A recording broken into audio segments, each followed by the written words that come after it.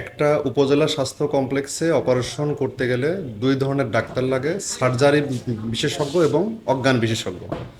আমাদের হাসপাতালে বর্তমানে এই দুইটি পদই শূন্য রয়েছে। তবুও আমাদের শুল্কবর গর্ব, আমাদের আইনমন্ত্রী মহোদয় তিনি আমাদের সাথে একটা মিটিং করেন যে আমরা কিভাবে সীমিত পরিসরে হলেও গরিব মানুষের সুবিধার কথা চিন্তা করে আমরা অপারেশন শুরু করা যায় কিনা। যেহেতু আমরা বাইরে অপারেশন করি, এখানে আমরা ওই দুই পদে নিয়োজিত না থাকলেও শুল্কপর গরিব মানুষের কথা চিন্তা করে আমরা আপাতত সাময়িকভাবে সপ্তাহে একদিন প্রতি রবিবারে অপারেশন শুরু করেছি। ধন্যবাদ। যারা আসবে, জি, আসতে চাচ্ছে তারা কিভাবে যোগাযোগ করবে? যারা অপারেশন করতে ইচ্ছুক তারা আমাদের সাথে যোগাযোগ করবে প্রতি রবিবারে। রবিবারের আগে যোগাযোগ করলে ভালো হয়, একদিন আগে, যে তার রিপোর্ট টিপোর্ট সব কিছু যা লাগবে সেগুলো ঠিক আছে কিনা এগুলো আমরা চেক করে দেখব।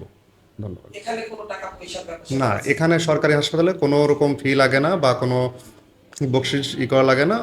বাইরের তুলনায় অনেক কম খরচে এখানে অপারেশন করা যাবে। শুধু ওষুধ খরচ? শুধু ঔষধ খরচ যেটা লাগবে এটা হলেই হবে।